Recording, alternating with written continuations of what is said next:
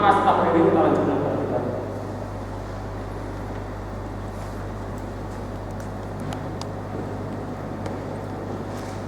Shalom Bapak Ibu. Shalom. Sekali shalom. Shalom. Ya, firman Tuhan berkata bersukacitalah senantiasa di dalam Tuhan. Sekali lagi kita akan bersukacitalah. Pada pagi hari ini Bapak Ibu kita mau bersukacita, memberikan diri kita kepada Tuhan, bersorak bagi Tuhan. Amin. Amin. Kita mau bernyanyi bagi Tuhan dari utara ke selatan.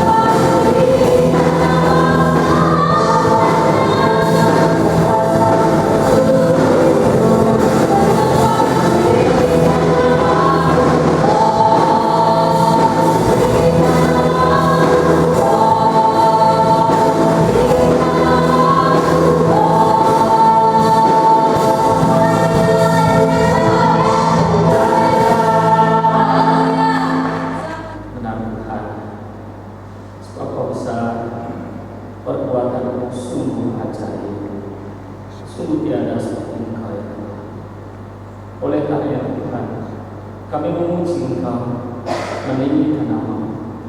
Kaulah satu-satunya yang layak dipuji, layak disembah seluruh kemuliaan. Terima kasih Tuhan dalam hujan yang sudah ternaikkan, sungguh berkenan hati-Mu, menyenangkan hati-Mu. Dan saatnya kami mau bersama-sama mendengarkan kebenaran firman. buat kami semua dapat mengerti kebenaran firman, dapat menerimanya, dan lebih daripada itu, dapat melakukannya di dalam kehidupan hari Paskahnya. Berkati hamba-Mu dapat percaya untuk menyampaikan kebenaran firman, sehingga dapat menyampaikan dengan mudah dimengerti.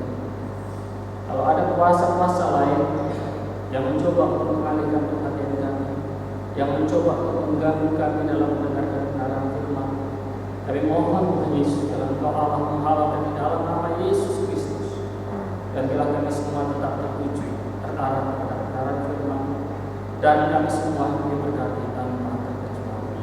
Terima kasih Tuhan, kami siap untuk bersama-sama menikmati kebenaran firman. Di dalam nama Tuhan Yesus kami berdoa, haleluya, amin.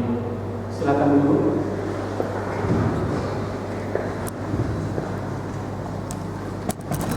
Shalom. Shalom. Sekali lagi saya tanyakan bagaimana kabarnya?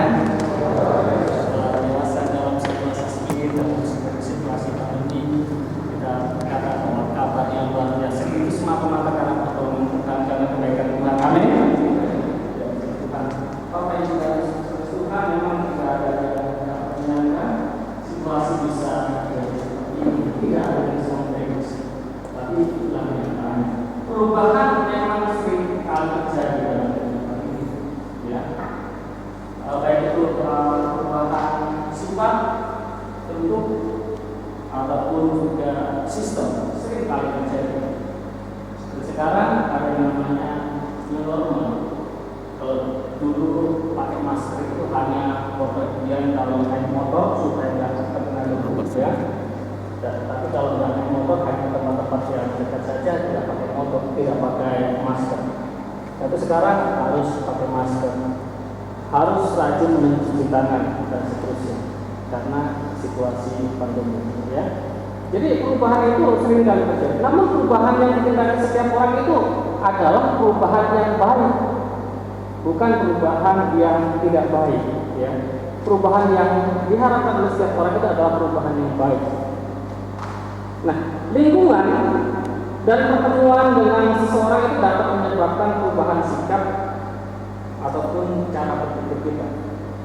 Ya, setelah kita bertemu dengan seseorang, bergaul, berbincang-bincang, menambah wawasan kita, sehingga cara berpikir kita pun mulai berubah.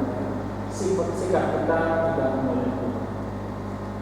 Anak-anak ketika bertemu dengan seseorang temannya, kalau dia bertemu dengan teman yang baik, sahabat yang baik, tadinya anak kita itu nakal dan seterusnya, tapi setelah bertemu dengan sahabat yang baik, bisa berubah menjadi baik, bisa.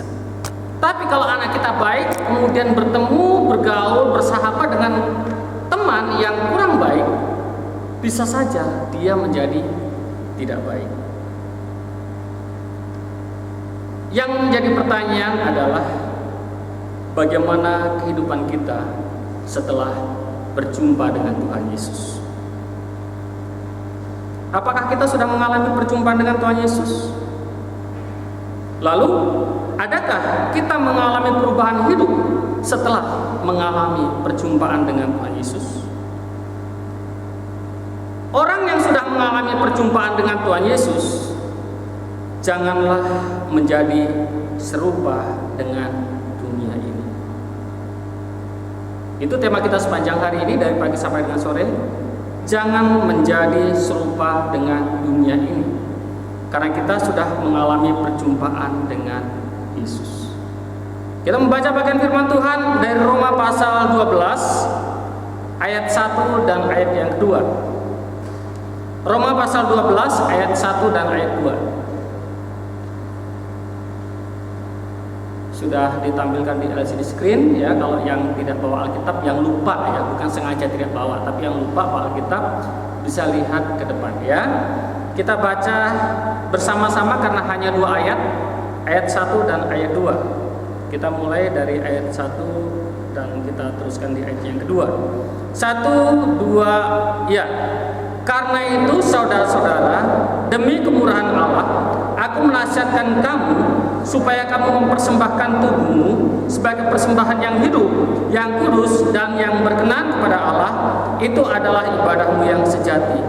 Janganlah kamu menjadi serupa dengan dunia ini, tetapi berubahlah oleh pembaharuan budimu, sehingga kamu dapat membedakan manakah kehendak Allah, apa yang baik, yang berkenan kepada Allah, dan yang sempurna. Di ayat yang kedua, janganlah kamu menjadi serupa dengan dunia ini. Setelah kita mengalami perjumpaan dengan Tuhan Yesus sudah beberapa kali, dan saya sudah pernah mengajak kita sekalian untuk kita mengundang Yesus hadir di dalam diri kita.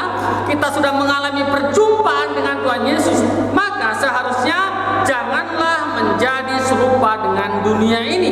Jangan menjadi serupa dengan dunia ini. Ada banyak alasan, tetapi saya hanya sebutkan 3 saja alasan supaya kita mudah mengingatnya dan kita dapat melakukannya di dalam kehidupan hari lepas hari. Yang pertama, mengapa kita jangan menjadi serupa dengan dunia ini setelah kita mengalami perjumpaan dengan Tuhan Yesus? Yang pertama adalah kita sudah mengetahui seperti apa yang dimaksud dengan serupa dengan dunia ini. Kalau mungkin tadinya kita tidak tahu seperti apa sih yang dimaksud dengan serupa dengan dunia ini, maka kita masih bisa menjadi serupa dengan dunia ini. Tetapi setelah mengalami perjumpaan dengan Tuhan Yesus, kita diberitahukan seperti apa yang dimaksud dengan menjadi serupa dengan dunia ini. Perjumpaan dengan Tuhan Yesus membuat kita mengerti apa yang dimaksud dengan perbuatan dunia, yakni perbuatan-perbuatan yang tidak berkenan di hadapan Tuhan. Saya katakan bahwa perbuatan dunia adalah perbuatan yang tidak berkenan di hadapan Tuhan, bukan berarti ada perbuatan dunia yang tidak berkenan di hadapan Tuhan. Jadi kita sudah mengetahui bahwa ada kita sudah mengetahui bahwa apa yang dimaksud dengan perbuatan dunia, yakni perbuatan yang tidak disukai oleh Tuhan. Secara rinci Alkitab menyebutkan satu persatu. Contohnya di dalam Galatia pasal 5. Di situ ada perbuatan daging, yaitu percabulan, lalu ada kecemaran, hawa nafsu, penyembahan berhala, sihir, perseteruan, perselisihan, iri hati, kemarahan, kepentingan diri sendiri, percideraan, roh pemecah, kedengkian, kemabukan, pesta pora. Lalu di bagian lain di dalam Amsal pasal 12 ayat 22, orang yang dusta bibirnya adalah kekejian bagi Tuhan, tetapi orang yang berlaku setia dikenanya. Jadi setelah kita mengalami perjumpaan dengan Tuhan Yesus, kita mengerti perbuatan-perbuatan apa sih yang menunjukkan bahwa ini adalah serupa dengan dunia ini. Kalau kita melakukan perbuatan-perbuatan daging, berarti kita serupa dengan dunia ini, melakukan seperti apa yang dilakukan oleh orang dunia ini. Pesta pora, kemabukan, percabulan, kemarahan, hawa nafsu, dan seterusnya yang sudah saya sebutkan tadi. Kita sudah mengetahui semuanya itu. Setelah kita tahu apa saja perbuatan dunia, yakni perbuatan yang tidak disukai oleh Tuhan, maka seharusnya sebagai orang yang sudah mengalami perjumpaan dengan Tuhan Yesus, jangan melakukannya lagi. Jika kita sudah tahu bahwa itu salah dan kita melakukannya, maka itu yang disebut dengan kesengajaan. Kita tahu yang kita lakukan itu adalah salah. Sudah dikasih tahu bahwa itu adalah salah, tetapi kita melakukannya, maka itu adalah kesengajaan. Kita sengaja membuat Tuhan sedih. Bapak, Ibu, dan Saudara Tuhan, memang tidak bisa dipungkiri bahwa perbuatan dunia itu dalam tanda kutip menarik untuk dilakukan. Dalam tanda kutip, sepertinya menarik untuk dilakukan, sepertinya enak untuk dilakukan, dan banyak temannya. Karena memang itu yang disebut dengan perbuatan dunia, serupa dengan dunia ini. Dunia melakukan itu semua, mereka senang melakukan hal-hal demikian. Dan kadang-kadang kita pun tertarik untuk ikut melakukannya, untuk ikut melakukan perbuatan dosa. karena memang sepertinya menyenangkan perbuatan itu. Tetapi firman Tuhan katakan, jangan kita menjadi serupa dengan dunia ini. Jangan serupa dengan dunia ini. Kita tidak boleh melakukan sama seperti apa yang dilakukan oleh orang dunia.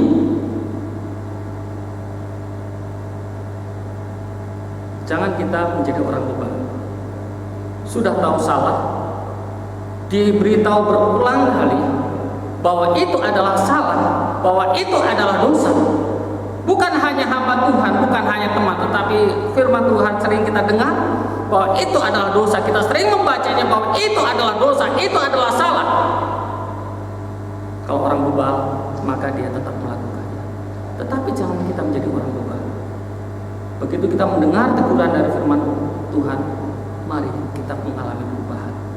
Mari berubah. Jangan menjadi serupa dengan dunia ini. Itu hal yang pertama. Mengapa kita jangan menjadi serupa dengan dunia ini setelah kita mengalami perjumpaan dengan Tuhan Yesus? Kita sudah ngerti seperti apa sih yang dimaksud dengan serupa dengan dunia ini. Bahwa itu adalah yang tidak berkenan di hadapan Tuhan. Itu adalah yang menyakitkan hati Tuhan. Jangan kita lakukan. Jangan kita lakukan. Jangan serupa dengan dunia. Itu adalah hal yang pertama. Poin yang kedua, setelah kita tahu bahwa seperti apa perbuatan dunia itu, seperti apa serupa dengan dunia itu, kita juga tahu akibatnya jika kita masih tetap menjadi serupa dengan dunia ini. Perjumpaan dengan Tuhan Yesus memberitahukan kepada kita apa akibatnya kalau kita masih serupa dengan dunia ini. Dalam 1 Yohanes pasal 2 ayat 15 sampai dengan 17. Janganlah kamu mengasihi dunia dan apa yang ada di dalamnya. Jikalau orang mengasihi dunia,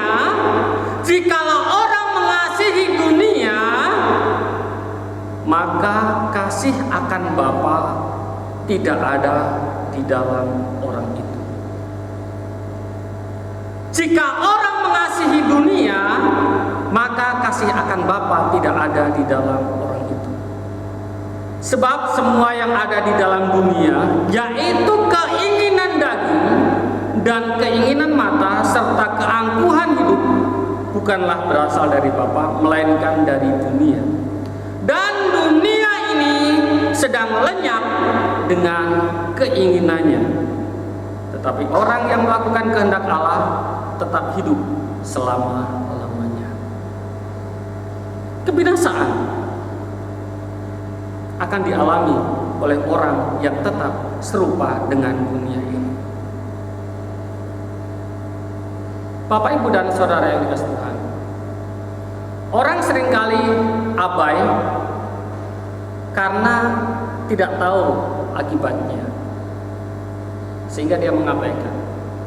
Atau dia pikir akibatnya itu hanyalah sepele saja, sehingga dia mengabaikan.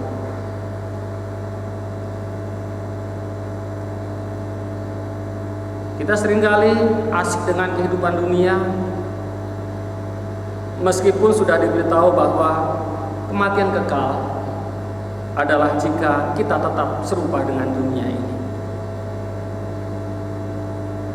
Tetapi karena pikiran yang dangkal, kita berpikir masuk neraka ya sudah, atau neraka belum tentu ada, atau kita berpikir Tuhan pasti akan selamatkan saya. Nanti saja kalau sudah usia sekian atau sudah mendekati waktunya, saya baru bertobat. Ini sangat berbahaya, Bapak, Ibu, dan Saudara. Sebab kita tidak tahu kapan Tuhan memanggil kita.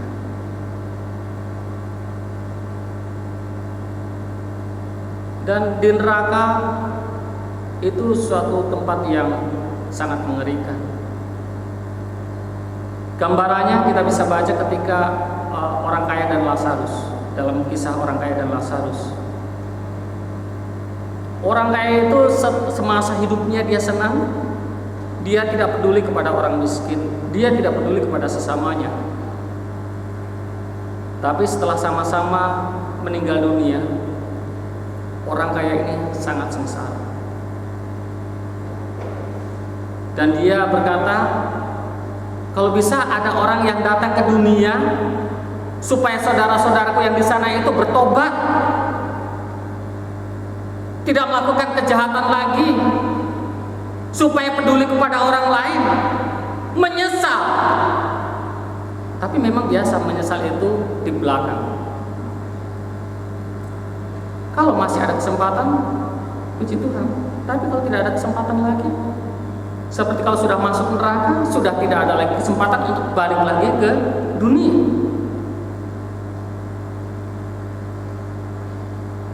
Contoh sederhana, ketika kita masih muda, kita hidup dengan semaunya, tidak peduli kepada kesehatan, bahkan melakukan kejahatan dan dosa tanpa ada rasa bersalah. Meskipun berulang kali ditegur dan diingatkan, tetapi tetap saja kita lakukan. Tetapi setelah terkena penyakit yang kronis, penyakit yang parah sampai stadium 4, atau penyakit yang sangat sulit diobati, hanya mujizat Tuhan saja yang dinanti, baru menyesal. Setelah mengalami hukuman, setelah mengalami persoalan yang berat, baru dia menyesal, kenapa saya dulu seperti ini? Kenapa saya dulu abai dengan kesehatan? Kenapa saya dulu senang sekali melakukan perbuatan-perbuatan dosa? Baru kita menyesal. Awalnya kita sudah ditegur, kita sudah diingatkan, tapi kita nggak peduli. Enjoy saja melakukan perbuatan-perbuatan yang tidak menyenangkan Tuhan. Enjoy saja hidup serupa dengan dunia ini. Setelah sesuatu yang sulit kita alami, baru kita menyesal. Bapak, Ibu, dan saudara Tuhan, selagi masih ada waktu, mari kita bertobat dari kehidupan yang lama. Mari kita bertobat. Yang tadinya serupa dengan dunia ini, mari kita berubah menjadi serupa dengan Kristus. Neraka itu sungguh ada, dan neraka itu sungguh mengerikan. Jika neraka itu tidak ada, maka Tuhan Yesus tidak mungkin datang ke dalam dunia dengan penderitaan yang begitu berat. Tapi karena neraka itu sungguh ada, makanya Tuhan Yesus datang ke dunia, karena dia tidak mau kita masuk neraka. Dia memberitahukan jalan ke surga. Sebab itu, mari kita jangan serupa dengan dunia ini. Kita sudah tahu akibatnya jika kita serupa dengan dunia ini. Karena itu janganlah serupa dengan dunia ini. Yang pertama tadi, kita sudah tahu seperti apa sih yang dimaksud dengan serupa dengan dunia ini. Yang kedua, kita sudah tahu akibatnya jika kita tetap serupa dengan dunia ini. Dan yang ketiga, kita sudah tahu caranya.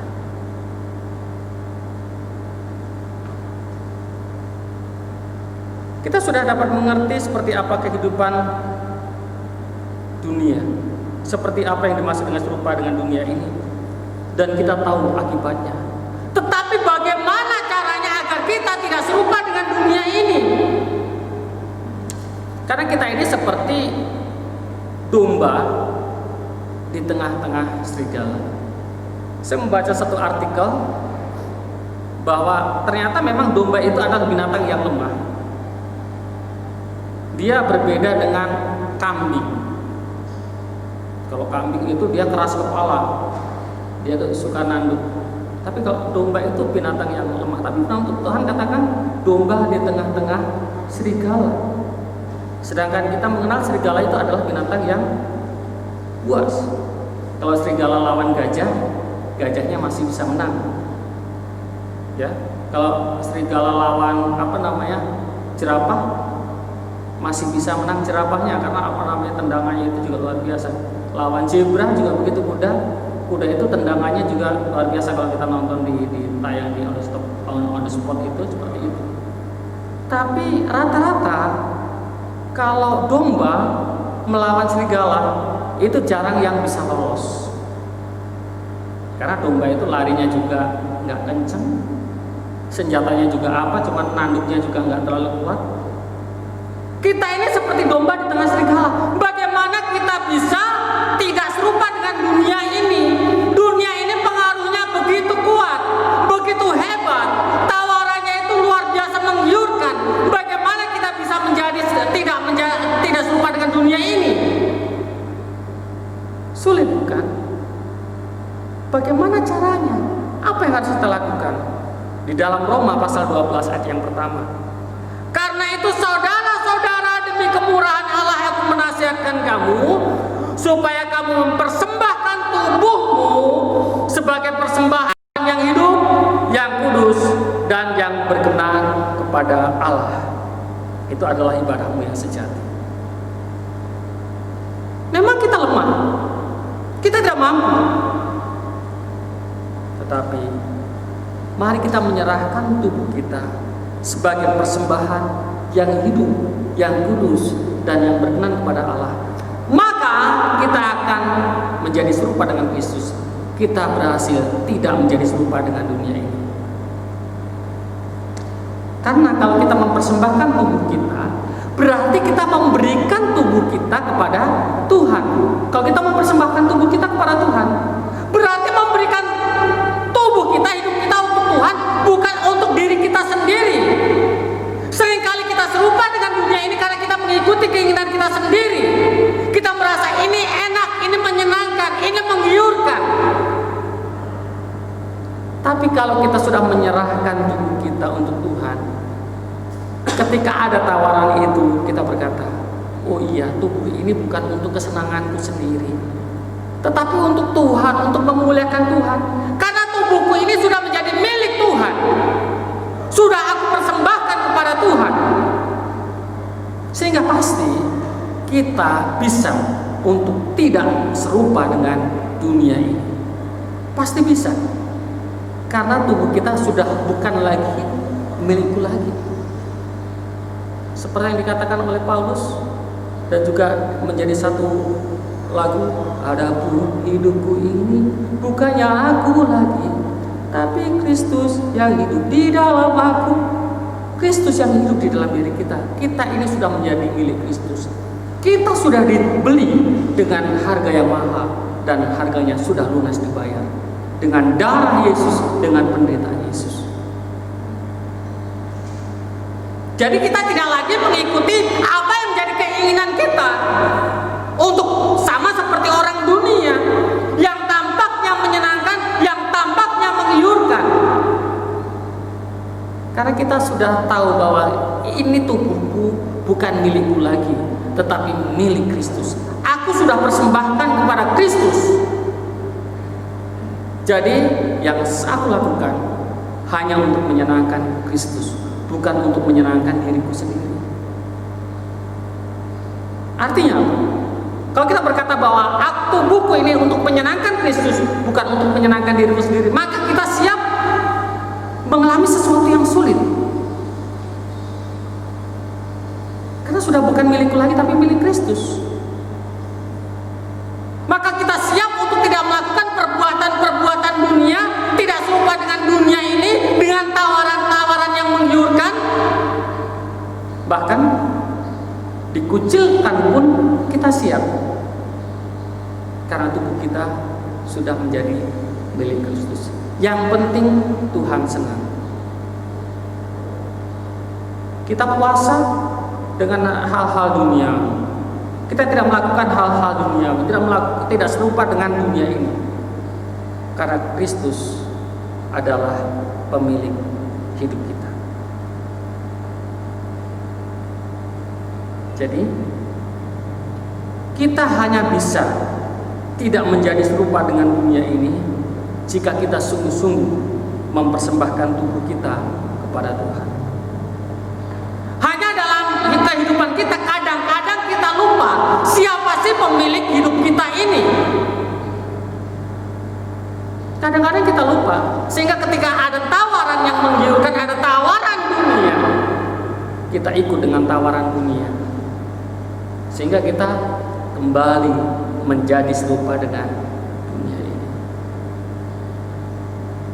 Harusnya kita selalu ingat di dalam kehidupan kita bahwa hidup kita adalah milik Kristus, bukan lagi untuk menyenangkan diriku sendiri, tetapi untuk menyenangkan Tuhan. Kalau itu menyenangkan Tuhan, menyenangkan diriku sendiri, bagus. Tapi ya, untuk apa menyenangkan diri kita tetapi Tuhan sedih? Jadi yang ketiga, kita harus berubah, tidak lagi menjadi serupa dengan dunia ini, karena kita sudah tahu caranya. Bagaimana caranya Bapak Ibu saudara Tuhan? Untuk tidak serupa dengan dunia ini, bagaimana caranya? Mempersembahkan tubuh kita kepada Tuhan. Tubuh kita bukan lagi milik kita, tapi kita berikan seutuhnya untuk Tuhan, untuk menyenangkan hati Tuhan. Bukan lagi saatnya untuk menyenangkan diri sendiri, tetapi saatnya menyenangkan hati Tuhan. Bagaimana supaya Tuhan disenangkan? Karena tubuh kita adalah milik Tuhan. Itu agar kita tidak menjadi serupa dengan dunia ini. Jadi ada 3 hal.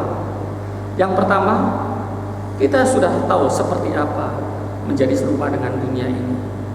Yang kedua, kita sudah tahu akibatnya jika tetap menjadi serupa dengan dunia ini. Dan yang ketiga, kita sudah tahu caranya agar tidak menjadi serupa dengan dunia ini. Sebab itu, mulai dari sekarang, jangan menjadi serupa dengan dunia ini. Kiranya firman Tuhan menjadi berkat bagi kita sekalian. Amin. Tuhan Yesus, kami bersyukur untuk kebenaran firman-Mu yang mengingatkan kami pada pagi hari ini bahwa setelah kami mengalami perjumpaan dengan Engkau, maka sudah seharusnya kami tidak lagi menjadi serupa dengan dunia ini. Karena Engkau sudah memberitahukan kepada kami seperti apa kehidupan orang-orang dunia ini. Engkau sudah memberitahukan kepada kami apa akibatnya jika kami tetap serupa dengan dunia ini. Dan Engkau sudah memberitahukan kepada kami bagaimana caranya agar kami tidak serupa dengan dunia ini. Terima kasih untuk kebenaran firman-Mu. Mari Kau meteraikan di dalam diri kami masing-masing. Dan biarlah ini selalu ada di dalam diri kami. Kau meteraikan di dalam diri kami.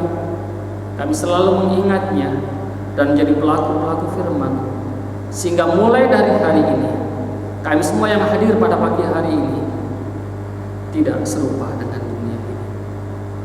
Terima kasih Tuhan untuk kebenaran firman. Di dalam nama Tuhan Yesus kami berdoa dan mengucap syukur. Haleluya. Amin. Tuhan, arahkan pikiran Tuhan kami sesuai Tuhan. Kita lakukan firman Tuhan dalam hidup kita sehari-hari, serta terimalah berkat Allah. Maka kasih karunia daripada Allah Bapa, dari Tuhan Yesus Kristus dan persekutuan Roh Kudus memberkati, memelihara, menolong saudara-saudara dari sekarang sampai selama-lamanya. Amin.